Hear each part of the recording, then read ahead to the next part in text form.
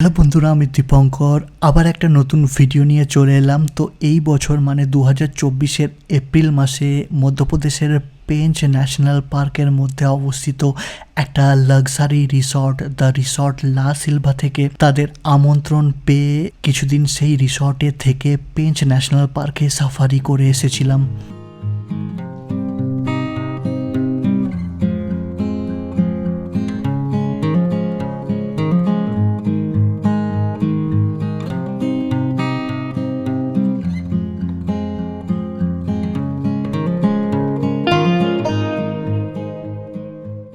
Totally ফরেস্টের মধ্যে অবস্থিত এই লাক্সারি রিসর্টে থেকে এবং পেঞ্চ ন্যাশনাল পার্কে সাফারি করে আমার যে অভিজ্ঞতা সেগুলোই আমি এই ভিডিওতে তোমাদের সাথে শেয়ার করব।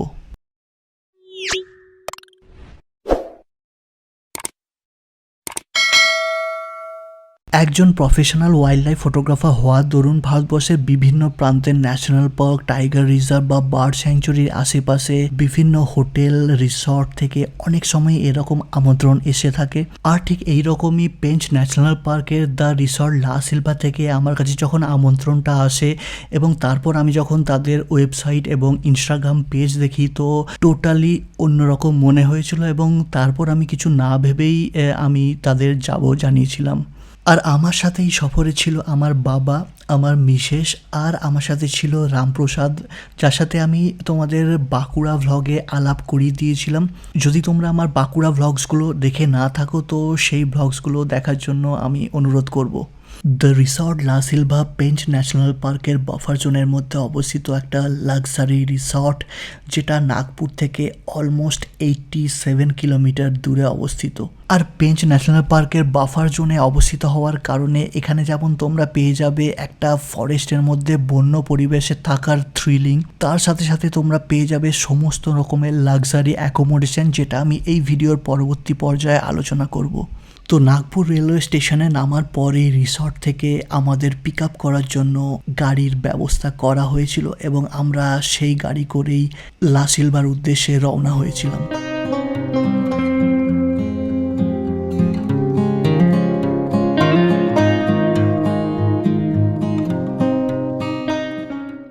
The Pench national park and tiger reserve ভারতবর্ষের মধ্যপ্রদেশ এবং মহারাষ্ট্রের সীমান্তে অবস্থিত একটা অত্যন্ত পরিচিত এবং জনপ্রিয় ন্যাশনাল পার্ক বা টাইগার রিজার্ভ। যদিও এর বেশিরভাগ এরিয়া মধ্যপ্রদেশের মধ্যেই পড়ে, যেটা 758 বর্গ কিলোমিটার, আর মাত্র 257 বর্গ কিলোমিটার মহারাষ্ট্রের মধ্যে পড়ে। তো টোটাল 1000 বর্গ কিলোমিটারের বেশি এই জাতীয় উদ্যান বা টাইগার রিজার্ভ বিশেষ করে রয়্যাল বেঙ্গল টাইগারের জন্য বিখ্যাত। তো নাগপুর জাংশন থেকে অলমোস্ট 2 ঘন্টা জার্নি করে মেন হাই রোড থেকে অনেকটা ভেতরে বিভিন্ন গ্রামের এবং জঙ্গলের মধ্যে দিয়ে আমরা শেষমেশ পৌঁছাই দ্য লা সিলভা রিসর্টে। আর সেখানে আমাদের ওয়েলকাম জানান লা সিলভা রিসর্টের ম্যানেজার মিস্টার মহেন্দ্র অগ্নিহোত্রী। সেখানে কিছু আলাপ পরিচয় সেরে এবং চেকিংসের কিছু ফর্মালিটিস সেরে মিস্টার মহেন্দ্র অগ্নিহোত্রী আমাদের নিয়ে যায় আমাদের কটেজের উদ্দেশ্যে। রিসর্টটি বন্যতা এবং বিলাসিতার চমৎকার মিশ্রণ। ট্রায়াঙ্গেল আকৃতির প্রত্যেকটি কাঠের কটেজগুলো দেখতে অত্যন্ত সুন্দর, প্রশস্ত এবং তার পাশাপাশি অত্যন্ত আরামদায়ক।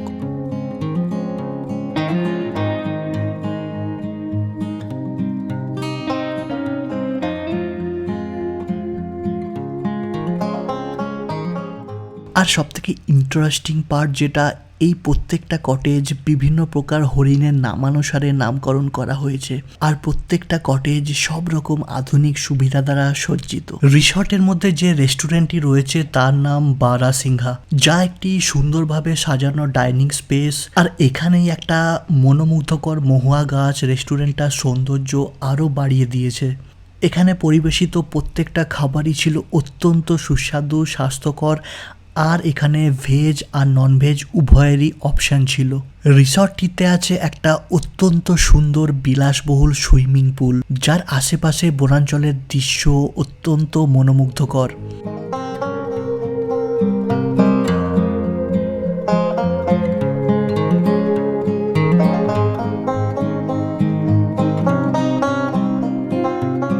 সুইমিং পুল ছাড়াও এখানে আছে পুল table, bar, jungle view food massage, pottery workshop, star gazing, sound healing therapy, Thai massage, আরও অনেক কিছু।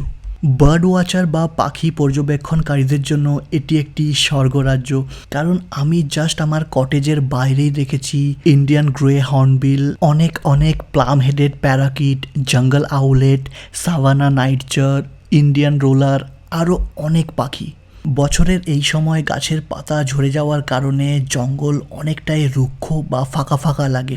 তো তোমরা যদি আরও সবুজের সমারোহ দেখতে চাও তো আমি তোমাদের রেকমেন্ড করব তোমরা এখানে অক্টোবর বা নভেম্বরে এখানে আসতে পারো। রিসর্টটির অবস্থান অত্যন্ত সুবিধাজনক, কারণ যেমন আমি বললাম এটি নাগপুর স্টেশন থেকে মাত্র 85 কিলোমিটার দূরে অবস্থিত। আর পেঞ্চ টাইগার রিজার্ভের প্রধান 4টি গেটই এই রিসর্ট থেকে 10 কিলোমিটারের মধ্যে অবস্থিত। বিশেষভাবে তুরিয়া গেট মাত্র 6 কিলোমিটার দূরে, বাফা জোন তেলিয়া গেট মাত্র 2 কিলোমিটার দূরে, আর অন্যান্য গেটগুলোর মধ্যে খুরসাপার আর খাওয়াসা গেট যথাক্রমে 5 এবং 10 কিলোমিটার রেঞ্জের মধ্যে অবস্থিত। তো এই দিন দুপুরেই লাঞ্চ করে আমরা বেরিয়ে পড়েছিলাম আমাদের ফার্স্ট সাফারিতে। আর আমাদের ফার্স্ট সাফারি ছিল খুরসাপার জোনে, যেটি একটি কোর জোন। এখানে বলে রাখি আমাদের প্রত্যেকটা সাফারি এবং জিপসি লা সিলভা রিসর্ট থেকে সুন্দরভাবে অ্যারেঞ্জ করে দেওয়া হয়েছিল। আর প্রত্যেকটা সাফারির আগে মিস্টার কমল করমকার আমাদের হোয়াটসঅ্যাপে জিপসি নাম্বার, আমরা কোন দিন কোন জোনে যাব আর কোন সময় আমাদের রেডি থাকতে হবে সব কিছুই হোয়াটসঅ্যাপে আগে থেকে জানিয়ে দেওয়া হতো। আর সেই সময় অনুযায়ী প্রত্যেকবারই জিপসি সঠিক সময়ে লা সিলভা রিসর্টে আমাদের জন্য উপস্থিত থাকতো। পেঞ্চ ন্যাশনাল পার্কে মূলত এই 3 ধরনের বনভূমি দেখতে পাওয়া যায়। প্রথমটা হচ্ছে southern tropical wet deciduous forest, southern tropical dry deciduous teak forest, আর southern tropical dry deciduous mixed forest. আর এর মধ্যে মূলত ড্রাই ডেসিডিউয়াস ফরেস্টই এখানে বেশি দেখতে পাওয়া যায়। আর যেমন আমি বললাম বছরের এই সময় গাছের পাতা ঝরে যাওয়ার কারণে জঙ্গল অনেকটাই রুক্ষ বা ফাঁকা ফাঁকা দেখায়। এই কারণেই জঙ্গলের অনেক দূর পর্যন্ত সাফারি করার সময় দেখতে পাওয়া যায়। এখানে প্রত্যেকটা জোন বা প্রত্যেকটা গেটে ঢোকার সময় একজন করে র্যান্ডামলি সিলেক্টেড গাইড দাদা আমাদের সঙ্গ দিতেন, যে আমাদের এই জঙ্গলের জীববৈচিত্র্য বা পেঞ্চ ন্যাশনাল পার্ক সম্বন্ধে আমাদের জানাতেন।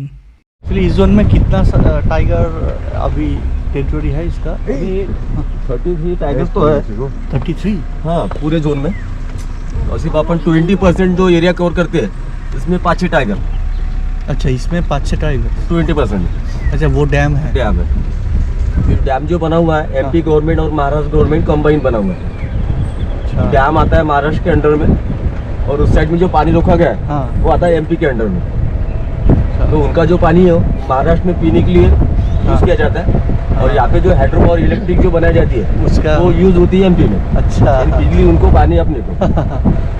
তো প্রথম দিনের এই সাফারিতেই আমরা সম্বর হরিণ, চিতল হরিণ, গোল্ডেন জ্যাকেল, এছাড়াও কিছু কমন আনকমন পাখি যেমন lesser whistling duck, Indian roller, plum headed parakeet, rose ring parakeet, ময়ূর, common kingfisher, white breasted kingfisher, এই সমস্ত দেখতে পাই।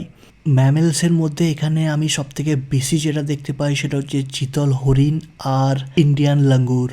দিনের শেষে আমাদের ফার্স্ট সাফারিতে বাঘ দেখতে না পেয়ে আমরা এক প্রকার হতাশই হয়ে পড়েছিলাম। बारिश तेज हुई, उस साइड गया, वो जैसे गया ना वो कहाँ ऊपर में, मैं उसको देख के तो लिया था, वो आया उधर से बढ़िया पकड़ लिया। अब पकड़ा तो 15 मिनट का शो था, तो उसके पास वो दोनों कैमरे थे, छोटा भी था वो भी है, तो उसने बढ़िया वीडियो बना था भाई। वो भी नहीं ले पाया, किसने सर्पेंट नहीं, रेड स्नेक पकड़ा था। हाँ, वो भी वीडियो नहीं ये वो सब ऐसे होता है, ऐसे होता है। वो तो इतना बढ़िया जो था, ही नहीं चलाते हैं उसके साथ ऐसे होता है। वो तो इतना बढ़िया था सर कि वो जब उधर से आया पकड़ा ना उसको, दोनों में काफी अच्छी फाइट हुई। मैं तो लाइव देखा, बढ़िया मजा आ रहा था। वो स्नेक उसके ऊपर होता था ऐसा, वो नीचे फिर ऊपर फिर नीचे, उसके बाद 2-3 बार तो उसने ये किया, उसके बाद वो दोनों पैर ऐसे कर दिया, दोनों पैर में ऐसा वो राउंड लेके चुपचाप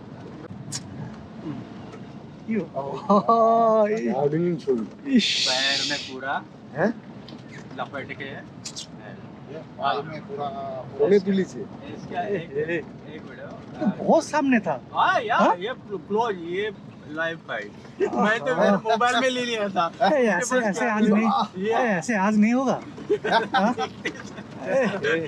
एकदम পুরো ফোনা তুলে মারছে হ্যাঁ ये उसको गिरा रहा है वो उसको गिरा रहा है वो हम फोटो ना नहीं ले पाए कुछ भी नहीं वीडियो ले लिया तो उसने क्या इतना किया गजब हो गया। इसका वीडियो करना था ये देखो तो ये इतना बहुत कम मिलती है इसी फोटो ये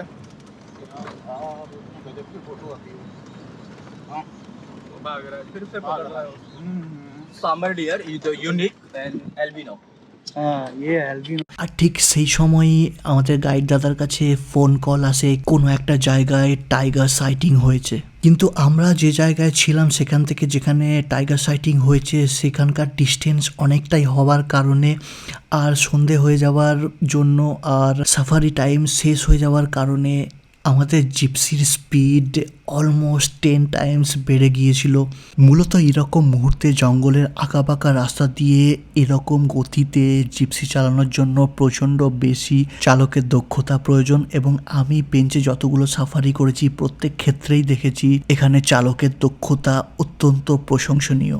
এখানে তোমাদের মধ্যে যারা যারা প্রথমবার সাফারি করতে যেতে চলেছো তাদের জন্য আমি একটা উপদেশ দেবো, ভারতবর্ষের যে কোনো জায়গা সাফারিতে অনেক ধুলো ওড়ে এবং এই কারণে তোমাদের মূল্যবান ফটোগ্রাফিক গিয়ারকে যদি ঢেকে দেওয়ার জন্য কোনো রকম উপকরণ ইউজ করতে পারো তাহলে খুব ভালো হয়, না হলে ক্যামেরা লেন্সে অনেক ডাস্ট বা ধুলো জমতে পারে।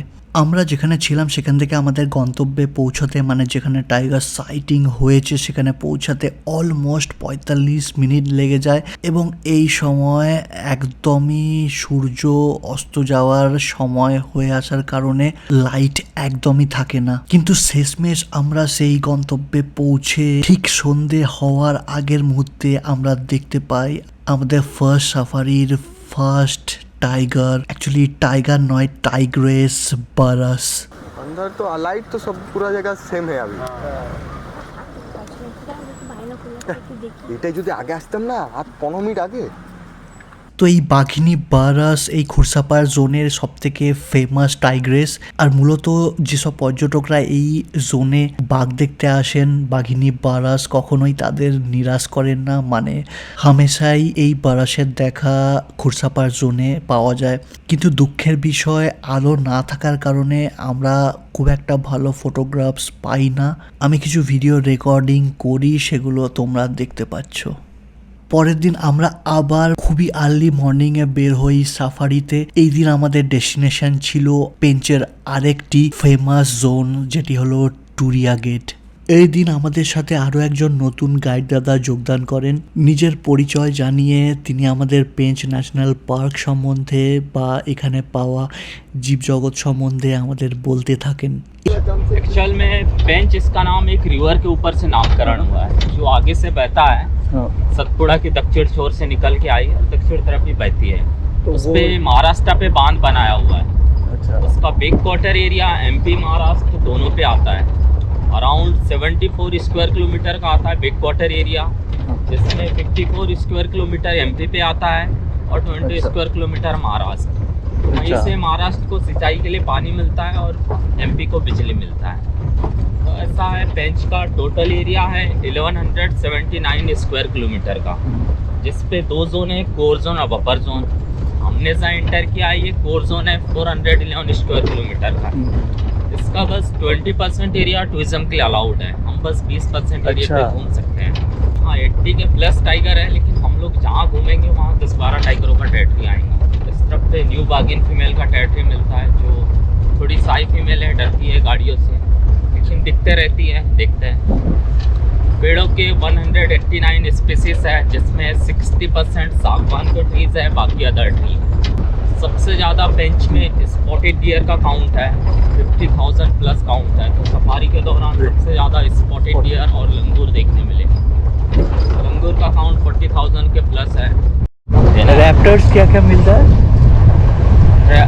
रेप्टाइल्स रैप्टर बर्ड्स क्रिस्टल हाँ क्रिस्टल सर्पेंटिकल तो मैंने बिल्कुल देखा है। चेंजेबल हॉक है ना? चेंजेबल हॉक ईगल मिलता है, ग्रेडेड फिजिकल मिलता है, वाइट टाइट बजर्ड मिलता है और हनी बजर्ड मिलता है। तो यहाँ पे रेप्टाइल्स हैं, इसमें सिक सीख रहा है। सीख रहा तो हाँ। हाँ এদিনও আমাদের মেন লক্ষ্য ছিল বাঘ, তাই পথে ফেলে আসা অনেক কিছু অন্যান্য জীবজন্তুর ভালো ফ্রেম ছেড়ে আমরা এদিনও বাঘের সন্ধানে বেরিয়ে পড়েছিলাম। কিন্তু এই দিন আমাদের বাঘ দেখার জন্য বেশিক্ষণ অপেক্ষা করতে হয়নি। সাফারি শুরু করার অলমোস্ট 1 ঘন্টার মধ্যেই এদিন আমরা দেখতে পাই আরেকটি ফিমেল টাইগ্রেস আর তার সাথে তার 2 জন কাবস। এই দিনেই বাঘিনীর সাথে তার 2 জন সন্তানের খুনসুটির অনেক ভিডিও রেকর্ড করেছিলাম। আর এই দিন আমাদের সাথে অনেক পর্যটকও এই মুহূর্তগুলো দেখার সুযোগ পেয়েছিল। এই বাঘিনী এবং তার 2টি কাবসের নামও গাইড দাদা সম্ভবত আমাদের বলেছিলেন, কিন্তু এই সময় আমার সেটা মনে পড়ছে না। তো মোটামুটি পেঞ্চ টাইগার রিজার্ভে রোজ অনেক পর্যটক যাওয়ার কারণে এখানকার বাঘেরা মানুষ দেখে অত্যন্ত অভ্যস্ত, তাই হিউম্যান প্রেজেন্স এখানকার বাঘেদের খুব একটা বেশি বদার করে না। তাই পেঞ্চের ট্যুরিস্ট জোনে যে সমস্ত বাঘের আনাগোনা তারা অনেক সময় জিপসির অনেক সামনে পর্যন্ত চলে যায়। তো এরপর আমরা এর পরের সাফারিগুলোতেও বাঘ দেখতে পাই এবং আমরা এখানে যতগুলো সাফারি করেছিলাম প্রত্যেকটা সাফারিতেই 1টা বা 2টো বাঘ আমরা দেখেছি এবং অনেক ছবি এবং ভিডিও তুলেছি। তো তোমরা যারা টাইগার সাফারি করতে চাও বা টাইগার সাফারিতে অনেক সামনে থেকে দ্য রয়্যাল বেঙ্গল টাইগার দেখতে চাও বা ছবি তুলতে চাও, আমি বলবো Pench national park is one of the best place for tiger safari. এই সফরে আমরা বাঘ ছাড়াও পেঞ্চ টাইগার রিজার্ভে অনেক জীবজন্তু এবং পাখি দেখতে পাই এবং তাদের ছবি এবং ভিডিও তুলি। আর সেগুলোর ব্যাপারে বিস্তারিত বলে আমি এই ভিডিওটাকে খুব বড় করছি না। সবশেষে আমি ধন্যবাদ জানাতে চাই এখানকার সকল স্টাফকে যারা অত্যন্ত polite and well ম্যানার্ড। A big thanks to them for serving us during our stay. আর আমি স্পেশালি ধন্যবাদ জানাতে চাই এখানকার ম্যানেজার মিস্টার মহেন্দ্র অগ্নিহোত্রীকে, যে অত্যন্ত একজন ভদ্র এবং প্রকৃতিপ্রেমী মানুষ। আমাদের এখানে থাকাকালীন উনি আমাদের পেঞ্চ ন্যাশনাল পার্ক সম্বন্ধে বা লা সিলভা রিসর্ট সম্বন্ধে অনেক ঐতিহাসিক তথ্য দেন, যেগুলো হয়তো যদি পসিবল হয় আমি অন্য কোনো ভিডিওতে আলোচনা করব। So thank you so much Mr. Mahendra Agnihotri for making our trip hassle free. তো আমি এই লা সিলভা রিসর্টের অফিসিয়াল ওয়েবসাইটের লিঙ্ক ডেসক্রিপশানে দিয়ে দিয়েছি।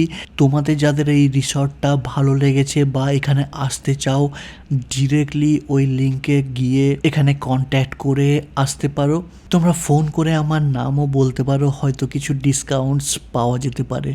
তো ভিডিওটা কেমন লাগলো নিচে কমেন্ট করে অবশ্যই জানিও। তোমরা যারা আমার সাথে ওয়াইল্ড লাইফ ট্যুরে যেতে চাও তারা নিচে ডেসক্রিপশানে দেওয়া নম্বরে যোগাযোগ করে আপডেটস পেতে পারো। আমি খুব তাড়াতাড়ি আরও অনেক এরকম সাফারির ভিডিও নিয়ে আসছি, তো তার জন্য একটু ওয়েট করতে হবে। তো এই ভিডিওতে এইটুকুই, দেখা হবে আবার অন্য ভিডিওতে।